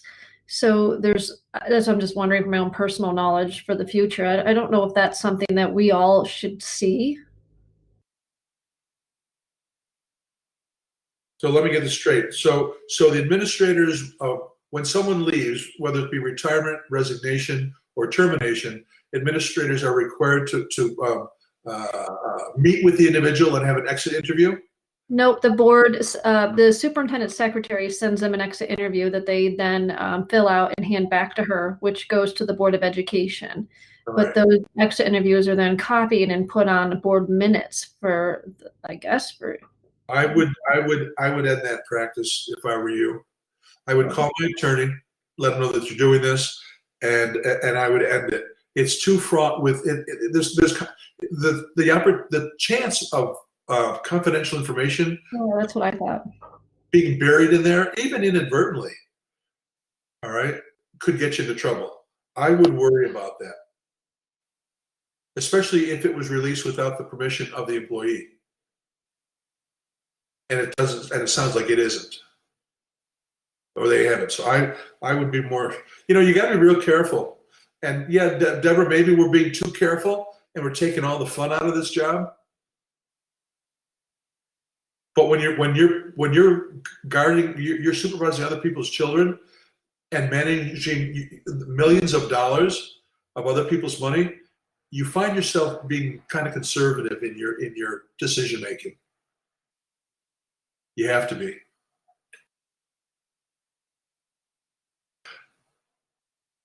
Well, Jerry Lee Jerry Lee says hers are confidential, and they share the general trend data with the board, but not individual responses. That sounds like a good compromise, Jerry Lee. So, Carrie, maybe you might want to consult with Jerry Lee how they do that. Okay. The how-tos. So at 722, maybe this is as far as I'm going to get. If we get even more granular, moving from the research and the platitudes about how to be an ethical leader, how could you do this? Here are examples. Ethical leaders make ethics a clear and consistent part of their agendas. Remember, I just picked that out from the underlying areas? We just went over that. So how do they do that? Well, your application of the collective bargaining agreement, your implementation of the CBA is a good example of how you are fair, firm, and consistent. You don't make up the rules. You have negotiated agreements which define the way that your HR, all right, your human relations, your labor relations, live by those rules. Follow them, all right? When you settle grievances, don't accept them as if it's the enemy. Accept them with a clear head.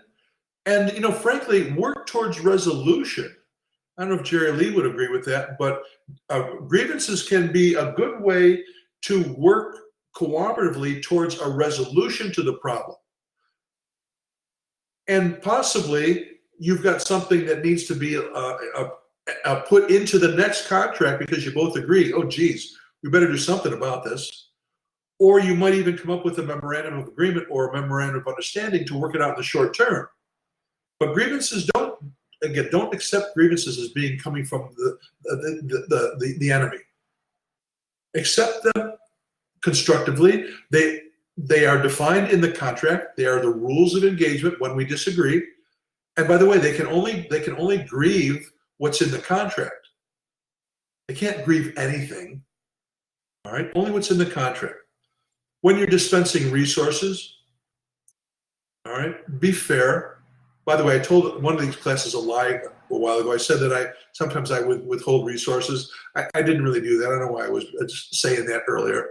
I would tend to be fair about that, all right? Or encourage the principals to be fair in that as well. That kind of petty behavior gets us nowhere. Develop and adhere to a system of checks and balances, aka internal controls. All right, follow the internal controls. Even if your superintendent says, here, take the school credit card and go down and next week get what I need. Well, that's really right, Kenny. That's not the way to do it. Even though you've got the credit card, even though the superintendent said it's okay, go to the business office, submit a requisition. It's not an emergency. Get a purchase order. Make sure that the business official knows that this is on the books, all right? And do it the right way. Adhere to your internal controls. Set an example. Another one from what we looked at was bring in the right employees and then help employees internalize the organization's underlying values. So collaboratively design and communicate your vision and mission consistent with your core values. Go through that exercise, that process with your stakeholders of declaring a mission and a vision when the time is appropriate. Even more importantly, recruit, screen, select, and develop your talent consistent with your organizational culture. Somehow develop that sense through gathering of all kinds of information, references, all right? The way people dress, the way they talk, the way they carry themselves, all right? The research they did on the district, just the gestalt of these individuals. You put it all together, pick the right people. Not yes people, not yes guys and yes women who will say yes to everything you do. I would recommend you get naysayers at times. But I always look for the people with strong personalities, intelligence, demonstrated work commitment, work ethic. They were hard workers. And then kind of just the feel that I could get for these individuals. And then you hope for the best. And if you made a mistake, when in doubt, get them out. 60 days notice, get rid of the probationary employees. And don't look back. Ask yourself this question. Are you going to feel bad because you hurt one adult or because you hurt potentially 1,000 children that are touched by this incompetent individual during the course of a career? Which choice do you want to make? I always found that easy when I asked myself that question. That was not hard to answer. Develop your talent, have good PD, hold bad apples accountable. When in doubt, get them out. Another one, follow or attract ethical role models. Advocate for your personnel. I wish Colby was here. You're going to have board members who are going to want to pick on your staff. You're going to have parents who are going to attack the lunch lady. You're going to have teachers who want to attack the cleaner or the custodian who didn't get to their blackboard the night before. Stand up for your people. Let them know that you've got their back, all right? You know the difference between right and wrong. Stand up. When ethical acts do occur in the social environment, more likely to report the wrongdoing. Enforce your board policies on workplace harassment. You've got those policies. If you see it going on, if it gets reported to you, take it seriously. Act on it. Don't push it under the rug. That's the tendency. Avoid it. If you have child abuse educational setting, like I did, report it, act on it, get them out. And if you have to go in front of the Equal Employment Opportunity Board, provide everyone with equal employment opportunities based upon your policies and state and federal laws. In other words, walk the walk. Don't just talk this stuff, walk it. Now it's 7:29. Where are we at? Well, this is kind of good. That's okay, Nicholas, I understand. Why don't you head out now, Nick, and I'll close this up. And thank you, by the way, Tuesday nighters, for joining us. I do appreciate it. All right. I think I'll debate it, but I think I'll have to decide during the week if I'm going to stay with these case studies or get into next week's lesson to get myself back on track. Because tonight was a convenient end to where I want to be. All right. So I'll make that decision during the week. Are there any questions of me right now?